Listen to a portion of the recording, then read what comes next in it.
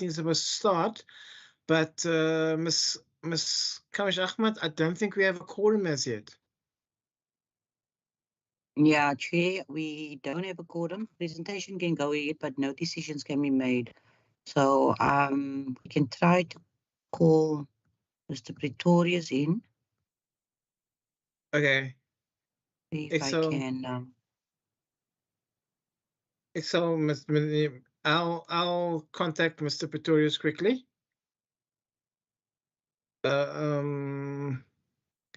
Let me just see quickly. Let me try. There he is. Okay, he's in. Yes. All right, so we start this meeting with a moment of quiet reflection and meditation.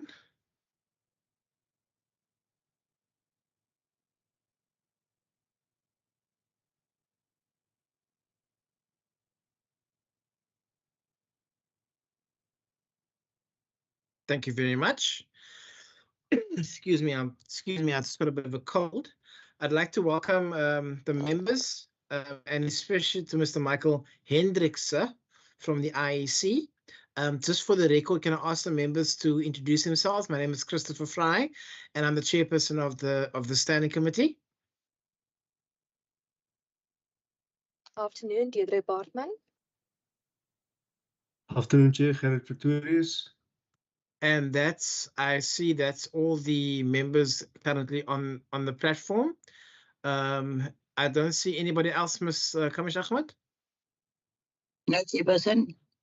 We did invite the Standing Committee on Local Government, but yeah, we'll just see who joins. Thanks. Okay, then without further ado, if Mr. Hendrikse can flight his presentation and take us through it, please. Mr. Hendrikse, all yours. Good afternoon, Chairperson, members, and also the Secretariat. Okay, I don't see I've got any powers to share here yet. Have I been given? Let me see if I can share content. You should be able to, Mr. Hendrikse.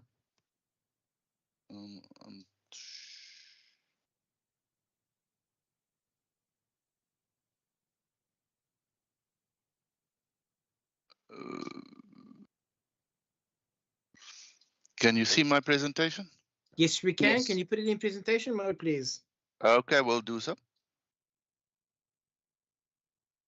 There we go. Are we good to go, Chair? May I proceed? Sorry, I was on mute there. Yes, you may. Okay, all right, perfect.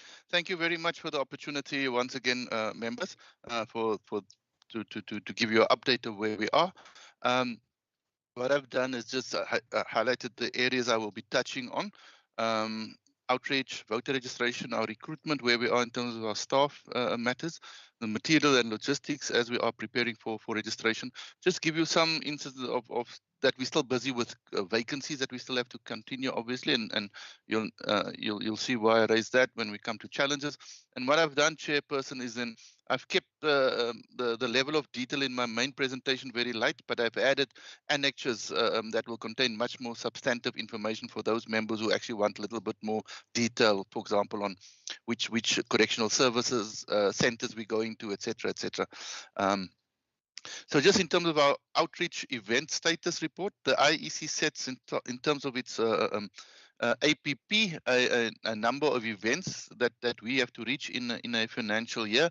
In the current financial year, our target is at 8,480. We've already reached 9,469, and I've challenged my team to actually double up on our actual APP target, especially given the fact that we are leading up to elections in the next financial year, but we should be really doubling our efforts in terms of that process. In terms of the stakeholder engagements, just to indicate which are the national institutions that we work with, our South African Police Service, obviously, correctional services, home affairs, basic education. Also, we work with the Directorate of Public Prosecutions in the Western Cape. We've engaged with them. Very good cooperation and assistance from the Education Department when it comes to our using of schools for voting stations, and also as accessing of schools for voter education and also registration of those learners. Disaster management, our 2 song centers. We've also worked very well with the culture, arts and sport in terms of accessing where the events are taking place, being able to, their libraries are offering assistance to members of the public. We've gone through and trained them around those librarians how to assist with registering of voters, as well as assisting especially young people how to apply for our online employment, our e-recruitment process. And social development, the youth cafes, we are rolling out a process there in which we can be able to access them. Community safety, we want to engage the neighborhood watchers by sending out information to them, and also obviously with the Chrysalis Academy out there. So we're working very well with community safety and oversight as well, Department of the Premier, Department of Agriculture. So we're working very well across the board with provincial government departments in terms of our process of voter education and also with registration. You'll see there faith-based organizations, agriculture sector. We've recently had a very successful workshop where we had members of the organized agriculture like Agri-Westcape, agribusiness, trade unions in that sector organizations, together with political parties. And specifically, we were talking about how do we get to ensuring reasonable access to our farms. We also engage with the disability sector. The provincial parliament, we have a number of projects. We're looking at one of the projects which is still in the infancy. With parliament, that's an ongoing process. Engaging with municipal managers, as you know, our municipal managers are critical for us on the coalface. And then community radio stations. We have 23 community radio stations we're working with in this particular province, and they are a critical method and medium for us. We've had a workshop with them, and then we also had a media training workshop that was co-sponsored with SANEF. And then chairperson, our provincial political liaison committees, municipal political liaison committees, as well as we've done a number of regional workshops with political parties across the province. Specifically, when it comes to our young people, our youth sector, we launched our tertiary institution campaign out at the Seaput campus of Bowel earlier this year. We do about an average of 220 school visits per year. And when we go to schools, we do civic and democracy education. We take the VMD machine with us. Obviously, because we're working with the schools, the students, learners are told to bring their IDs with them before the time, so that we can register those who are 16 or older. And then we also assist the department with their RCL elections and workshops. We have a number of engagements with universities and TVET colleges in terms of activities on their campuses, where we will put up our stalls to ensure that young people on campuses have an opportunity to register. We also work with, we do workshops with SRCs and also with their committees, etc. I've done at least 2 lectures at the Faculty for Media Studies at Seaput with journalism students. We engage with Blind Youth Essay. That was specifically our project for Youth Day. And then, as I indicated earlier on, also with the Youth Parliament project that we're working with. So that just gives you an overall sense of where we are. We've been quite engaged on the ground in terms of the work that we do.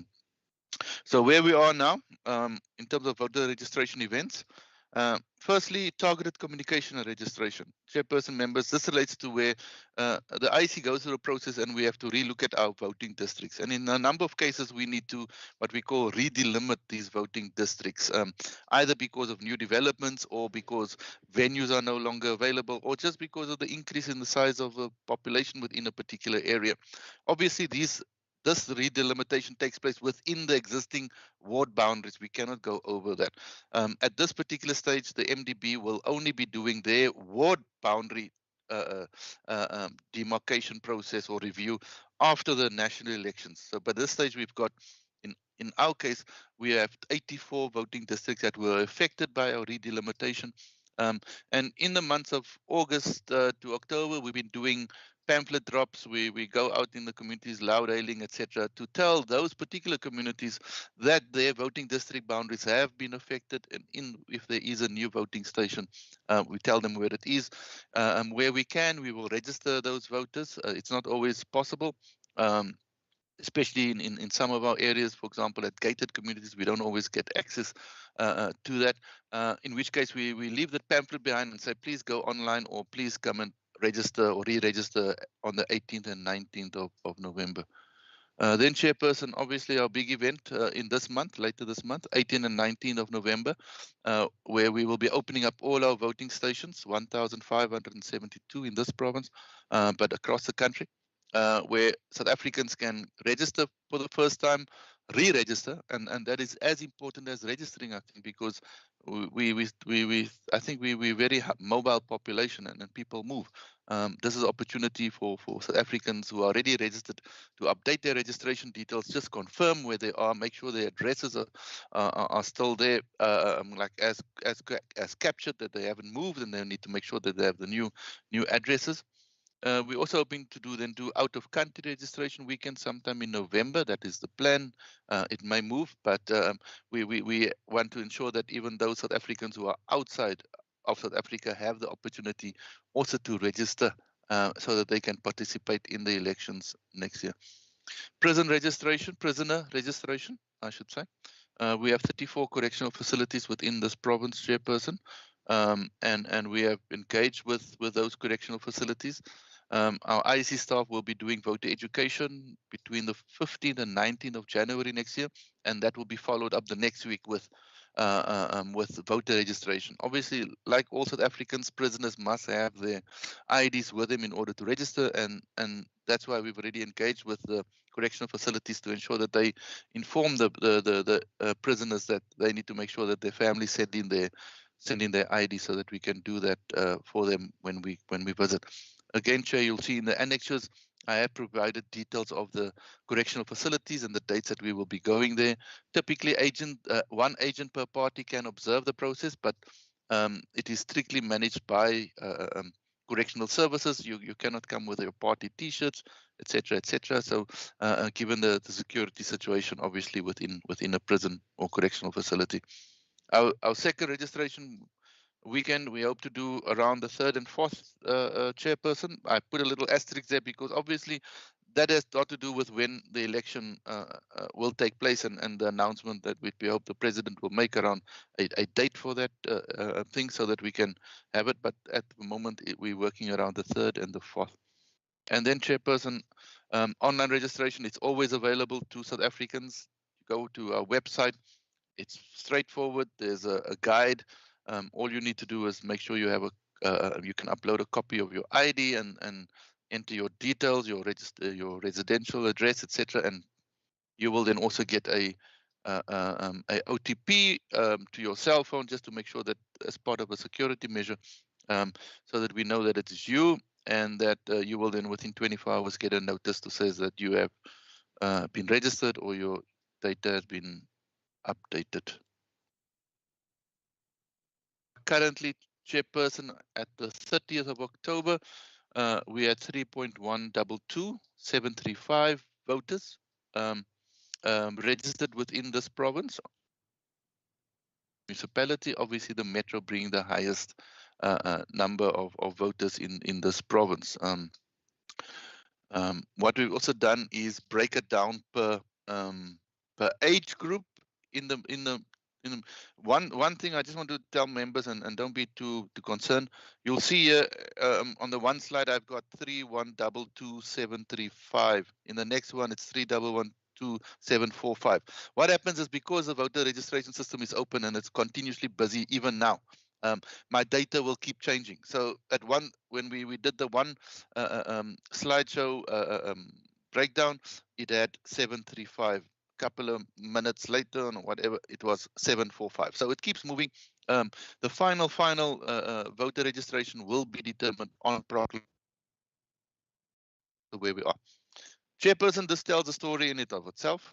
If you look at the young people, and if you just take it down, and for example, 18 to 19 is 25,000 odd, 376,000. if you add those two categories, it's just over 400,000 voters are under the age of or 29 and under. There's obviously still a lot of room for improvement in that particular space. In the next sort of cohort of 30 to 49, it's 1.4 million. That's your biggest cohort of voters. 50 to 69, I'm just jumping two groups at a time. It's just over 1 million, and then just 82,000 odd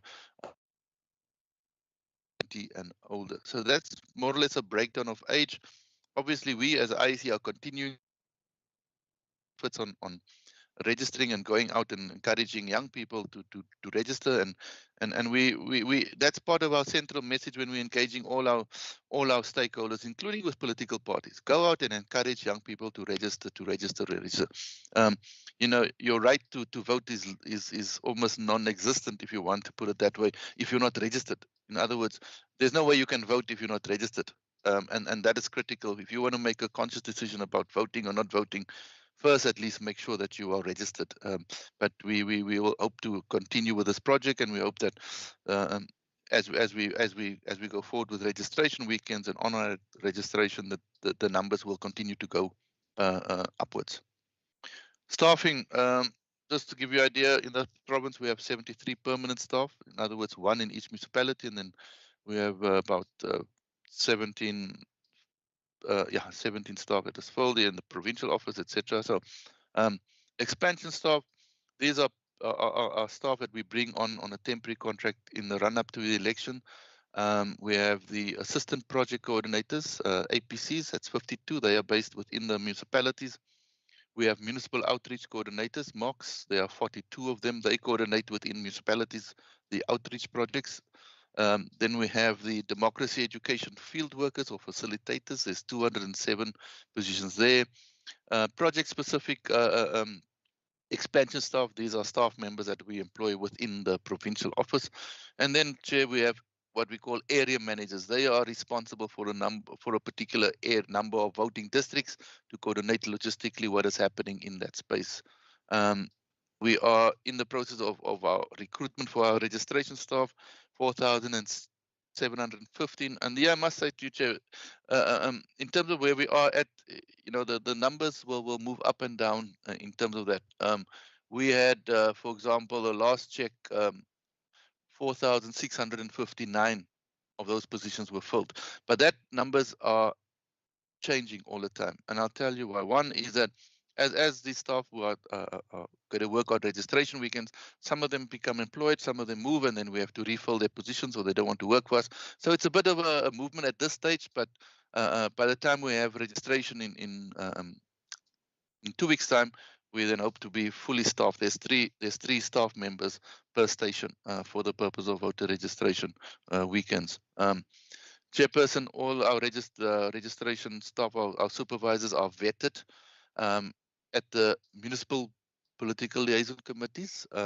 This is where political parties that are represented there are given the names of our supervisors and are told, do you know these people? Go find out what you know about them. If you believe, or if you have not just believed, no, but if you know that these are either have a political high pro or office bearers, let us know, and we will not use them. So we've gone through that process, and all the PLCs have this opportunity to go through, look at the names, come back to us, and let us know. And then training of the registration staff is ongoing, Chairperson. We commenced in September when we started recruiting our registration staff. In terms of our material and logistics, Chairperson, 1,572 voting stations we've identified and contracted them. Of that number, 30 are temporary structures. The VMD has gone through a number of iterations in terms of upgrades as we try and improve on it. Members will remember that in the last election, we had some concerns with regard to the operations of our VMDs. We have made a lot of improvements on that. In fact, we had a dry run, a registration dry run on the 28th last week. This is literally where we had staff members go to all our voting stations. So not necessarily inside of them, but like, for example, outside the school gate, switch on your VMD, capture a number of voter details, so that we can check first the user testing of those particular machines, and also whether our servers can manage or handle the load and volume of all these transactions happening at the one go across the country. So over 23,000 stations were sort of open over the weekend, and we did that dry run, Chairperson. In terms of our material for our weekend, all the materials have been received, including our voters' rolls. All the material that needed to be delivered to our local offices have already now been been delivered, and they're ready to roll out in terms of that particular materials. We have also contracted and are still busy contracting what we call our local storage facilities. This is to serve as sort of sub depots.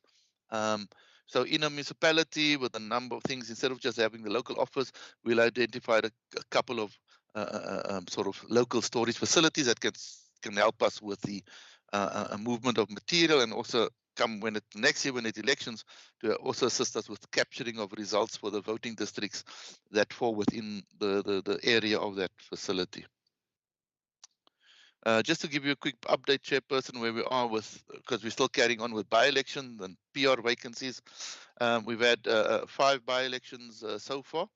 The one in Hermanus, one in Cape Town, and then the 3 in the George area.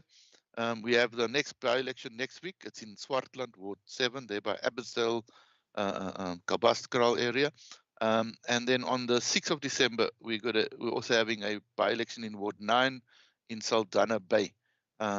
We've already done last week a registration weekend specifically for that Saldanha Bay ward. PR vacancies continues, Chairperson. Since April, we've done 33 replacements of PR councillors at local level and 28 replacements of PR councillors at district level. In terms of challenges, Chairperson, ward by-elections, we're aware that there's no provision in the Structures Act for a moratorium on by-elections. You'll recall that for local government, the Structures Act provides that 6 months before a general election, we do not need to have a by-election unless the MEC so decides, but there's no similar provision when it leads up to the NPE. So you can have the real situation that we're still having. If, for example, we have elections for national in May next year, we can still be having by-elections up until April, even in May for that matter, because we need to keep to the timeline. So it does create a bit of a additional issue for us of managing it. It also creates a lot of effort on the part of political parties and the IEC to explain to the voters, you're voting now for your councillor, but in a week's time or a month's time, you have to vote for parliament again. So it does add a bit of to that. Load shedding is always an issue. It's part of our daily thing that we face as a country, and we have to manage that as best as we can. I am engaging with municipalities around what is their plans around load shedding. From an IEC point, obviously, we're looking at having temporary lighting at voting stations so that in the event there is load shedding. But the problem is not just our stations, it's the whole community that goes in a blackout during a load shedding. And that is something that is of concern to us. Finalization of court challenges and legislation, Chairperson. There's still 2 challenges before the Constitutional Court. We're waiting for outcome on that with regard to the participation of independents, specifically around the thresholds and also the number of the split between national list and regional seats. And then also other legislation, the Department of Home Affairs has indicated there's still some consequential legislation, and we're hoping that they will finalize that in Parliament also very, very, very soon. Venues for voting stations, Chairperson, they're not always available. Given the fact of where we come from, normally you have it now in November, and we try and do that. But then come next year, because we don't have an exact date yet, we try and we contract the stations, and the venues are not always available. And in some cases, we have areas where there's new settlements, and they are just no no venues, and that's why we again have 30 temporary structures that we are forced to use. Chairperson, then on a different level, the high expectations, levels of contestation that we expect for next year, as obviously we have now independents and a number of parties wanting to contest. So there will be high expectations and contestation. Service delivery protests that are continuing. Obviously, our citizens have the right to protest. To the extent of which these will impact on our own operations, that is the issue. And I mentioned the temporary structures. One thing I need to notice, this mentioned chairperson, is that especially with the online registration, we've seen a phenomenal increase in the number of people apply for registration online. But also similarly, that people make mistakes when they're doing it. For example, we ask you to include a scan your copy of your ID. And then when we get that, either it's it's illegible or it's cut off, or it's not even a photo of your ID itself. And we have to then engage with that particular voter, call him up and say, can you please rescan it, etc. So those are some of the as we forward. So yeah, that's my presentation, chairperson. Can I just show you the annexures? There's limitation took place, the voting station types, whether they are schools, prison registration plans. Those are where we're going to go to the prisons for civic and democracy, as also when we're going to do that. We've been doing, chairperson, going on radio, community, where we do our number of our fact sheets. Some of the fact sheets that we have, chairperson, for members to have a look at, so that we are distributing and also making available to public, as well as to all our engage with their members in terms of preparing voters for the election. Straightforward way in which we can get to register. There's a QR code that if you scan that, it takes you directly to our online registration facility.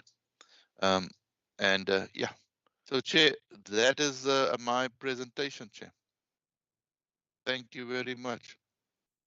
Thank you very much, Mr. Hendrickson, for that wonderful presentation, that in-depth, and thank you for the annexures. That will give us some more meat to the statistics that you've quoted. Thank you so much, members. I'm going to open now for questions. I only see members Bartman and Pretorius here, so we do have a quorum. But members, do you have any questions right now? Because I have questions.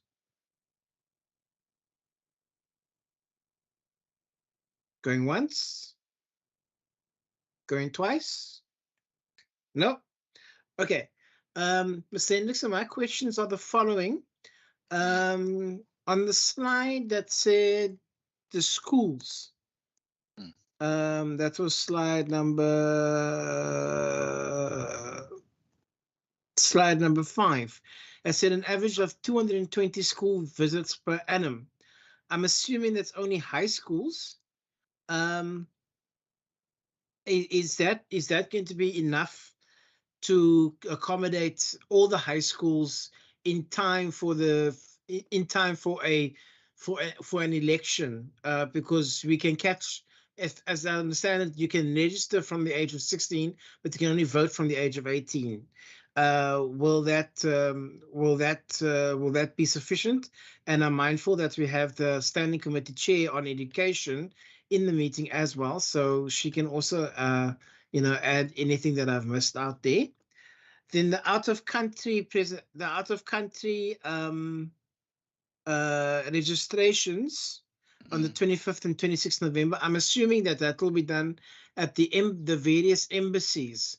Is there any update on whether the embassies would be ready to receive these people who are registering?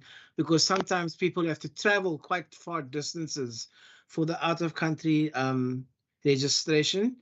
My next question would be, when will the voters roll close? But I'm assuming that will only close once the president promulgates the date of the election, which I understand the IEC is looking at the 22nd of May. do you have any sight on where we are in terms of determination of number of seats, how far we are in terms of preparation for that? I understand that the closing date for input is the 18th of November, but is there any other plans going on in the background in the meantime for that? And then contingency plans for load shedding.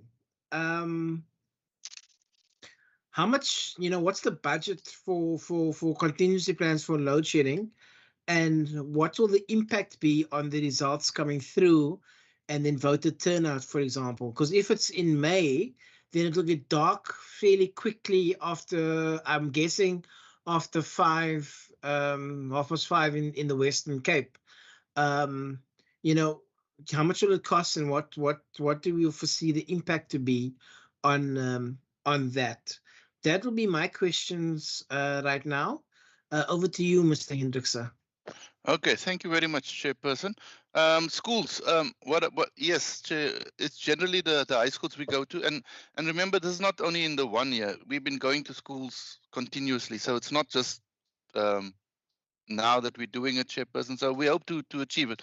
Obviously, we have to work within the schools timetables. We go with on invitation, and where we don't just rock up at the school and say we want to. So we have to work with the schools, and in some cases we do not receive those invitations. So obviously we cannot go to them, Chairperson. Also the thing with schools, you're right. We register from the age of 16, and we will. For example, now I'll give you an example. We generally will stop going to schools in October because it's exam time with the high schools, and many of the learners are now getting ready for their grade 11, grade 12 and stuff like that. But there are still schools that will invite us to come. For example, last week there were some schools that invited us to come when the learners were doing their language exams, because they had their IDs with them and they were there and they came, and we actually went out to 1 or 2 schools and registered the young people that brought their IDs, because they have the IDs with them. But to a large extent, we need to coordinate with the principals, Chairperson. It's not just about going out.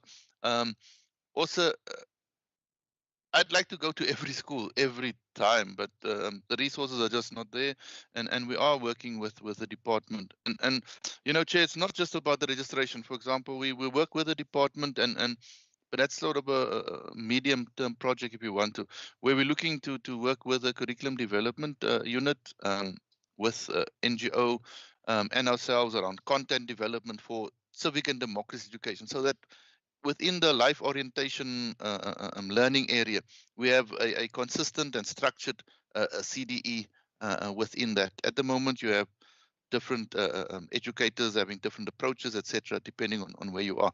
So we are working, but it's a long-term project, Chair.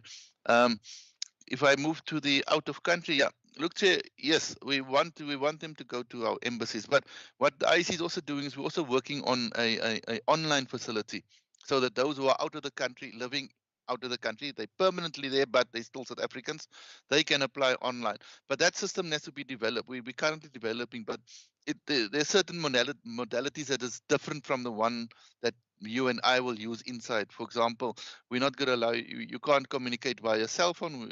You'll have to use a email address, because also we work on voting districts here where we are. There's different types of voting districts we have to create around for you to be outside in of the country.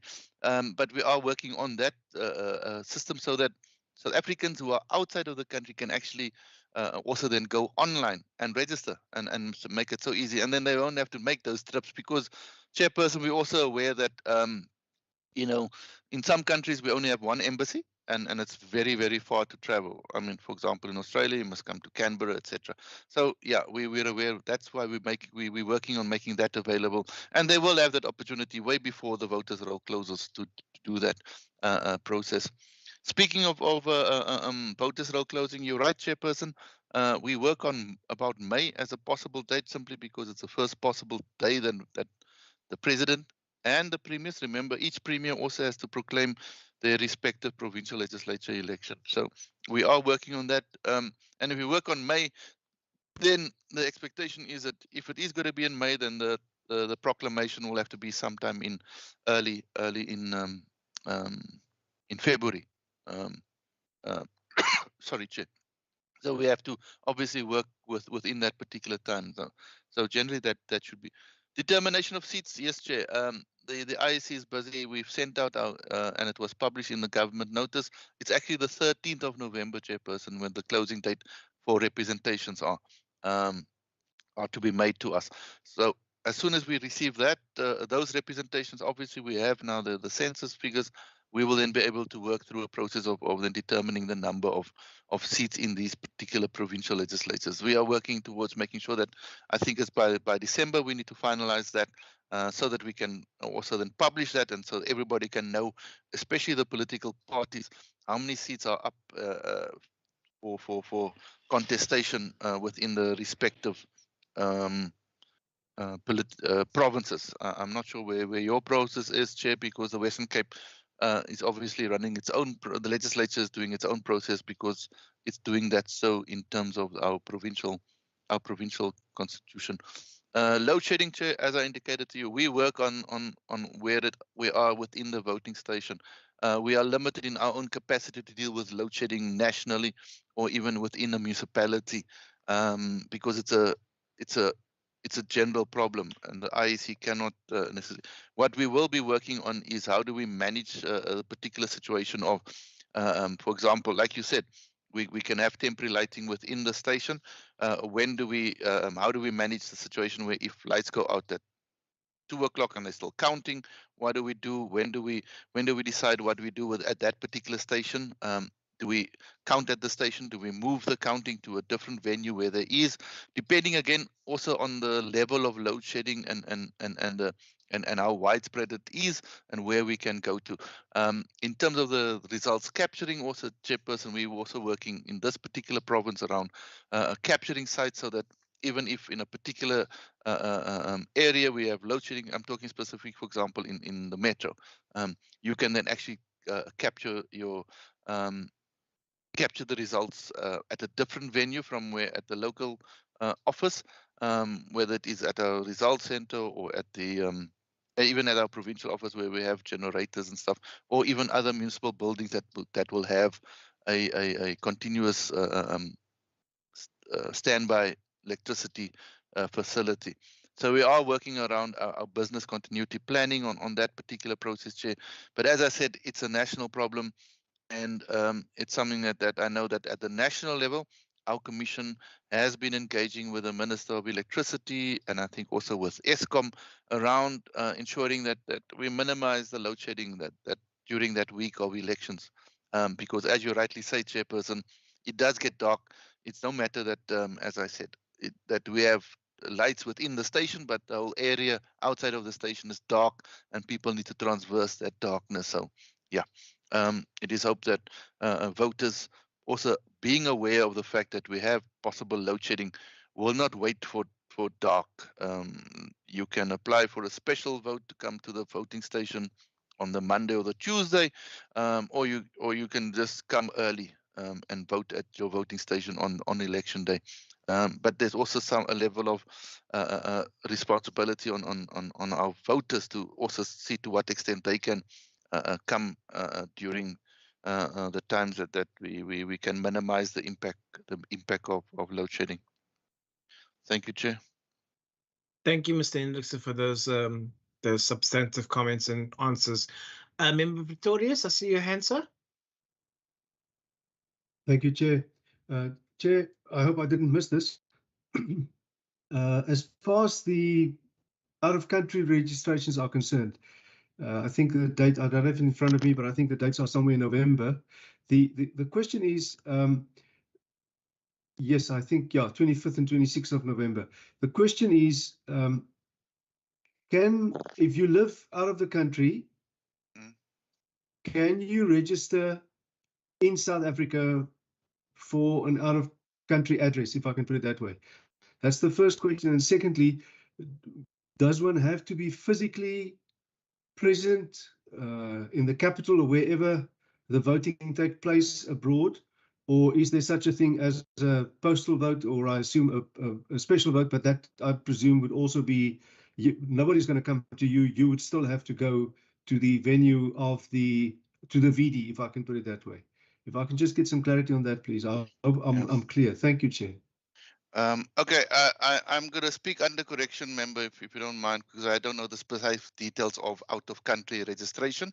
I believe that if you currently are in South Africa and you say, listen here, I'm going to be staying in, or I stay in wherever, in London somewhere, I believe that you can choose your voting district so that you can register and you will be on that particular voters roll for because what we do is we create an out-of-country voting district. Okay, so that you're on a different voters roll from obviously within the country. So it will be you will then be allowed to do that. But like I say, I speak under correction. What we are aiming to do, member, is to have a specific facility that will allow you that are staying outside, you permanently resident out of the country, to register and to identify the area that you are staying with overseas, and we register you. And then come election day, you don't even have to ask us for a special vote or anything. Come election day, if you are registered in London, you simply go there to Trafalgar Square, to the embassy there, and you will vote. You don't have to apply or notify us because you already registered against a voting district which is serviced by for example, the embassy in London. No, Chair, we don't have a postal vote thing like with everybody else. You have to present yourself to vote in person, whether you're inside the country or outside the country.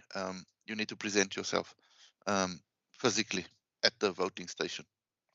Thank you, Mr. Hendricks. I have one more question. What systems are you putting in place to audit the signatures of individual candidates? Oh, you mean the threshold? No. Yeah, the threshold, yeah. Yeah. Look, again, I don't have the specifics of the modality they will use, but we will have to go through a process. Obviously, there's no requirement that we must verify each and every there's no legal thing that we must verify each and every signature that is there, but there will be a way in which we will obviously be able to identify where there is no signature or it's somehow deficient, and we will be able to then deal with that and inform that particular candidate that or party. Remember, it's not only independents. Unrepresented parties also have to give us the required number of signatures. Those particular matters, I know that they are working and finalizing on that system because, again, given one of the areas in which the court cases involved is that threshold, we're also waiting for that. So that our system in terms of that. But again, maybe Chairperson, if you will allow me to come back next time, I don't know if there will be a next time, Chairperson. Yes, but there maybe will be. Closer, maybe next time, because it's now definitely more election and not just registration readiness. And then maybe I can be able to give you a better or fuller response. Maybe closer to the time next year, January or whenever, February maybe. Rest assured there will be an extra, because once we pass the legislation, we need to know that we are election ready. Yes. Okay. Members, one more round, one more chance at asking questions. Going once, twice. In that case, Mr. Hendricks, thank you very much for your presentation, and thank you for sending the presentation to us. Always a pleasure, Chairperson. I thank you for the opportunity to engage with members. You're important constituency for us. Like I said, when you're ready for next time, let me know, and then I can. I'll be there. Thank you again. Yes, thank you very much, Chair, and thank you, members, and also thank you to the Secretariat. You have a good afternoon. You too, sir. Thank you. Yes, sir. May I be excused from the meeting, please? Yes, you can. Thank you very much. Okay, have a good day. Thank you. Thank you very much. Cheerio. Members, we just have some committee business to look at. Let's just wait for Mr. Okay, there we go. He's out. We just have some committee business to see to. We need to adopt and consider and adopt the draft committee meeting minutes of 10 and 18 October. Ms. Kamish Ahmed, can we flight those minutes, please?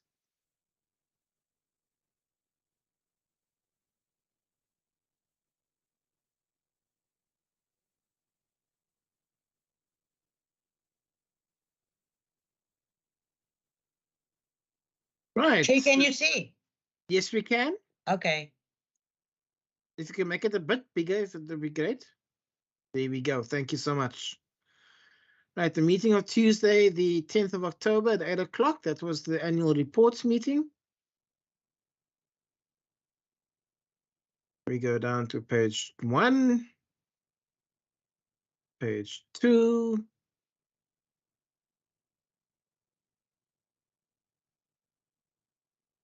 page 2, that's it.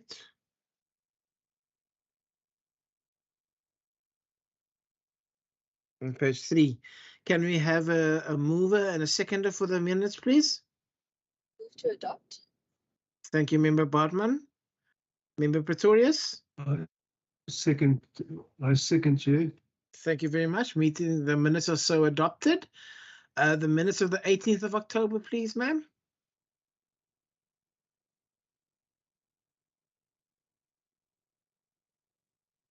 Right. This is the public hearing in Hermanus. That's page 1.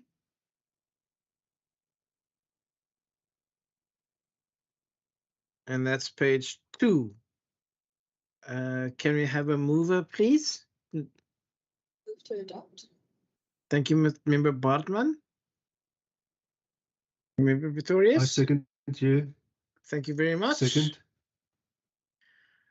And now we need to consider and adopt the draft committee report on the 2022-23 annual report from the Department of the Premier. Can we have those that report flighted, please, ma'am?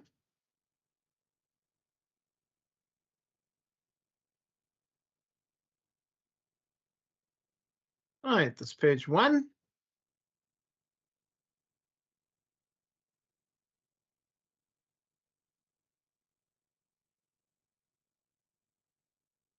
It's page 2.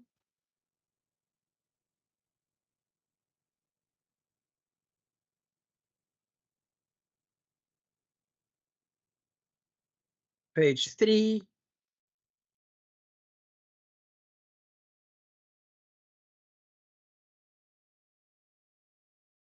And page 4.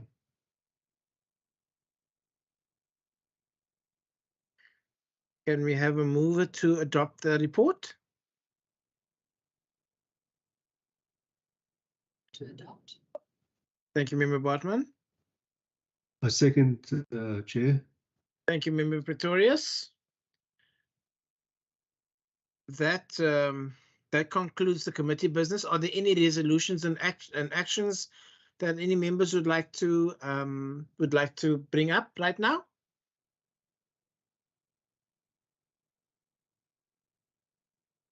Ms. Kamish Ahmed, I believe that we need to resolve to call the IAC back after the second registration weekend. So let's try and call them back in March next year to assess election readiness in the Western Cape. That would be my only resolution.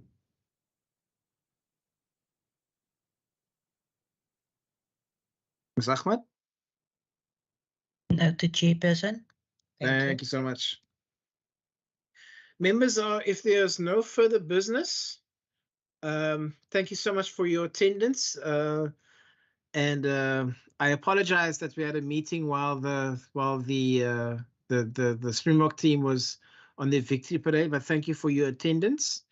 And I wish you a good, restful, safe weekend if you're traveling. I know that members Bartman and Pretorius will be traveling this weekend, so please be safe on the roads. And we'll see each other very shortly. The next meeting will be scheduled, and you will be notified accordingly of the next meeting. Thank you very much. This meeting is adjourned. Thanks, Chair. Keep well. Thank you.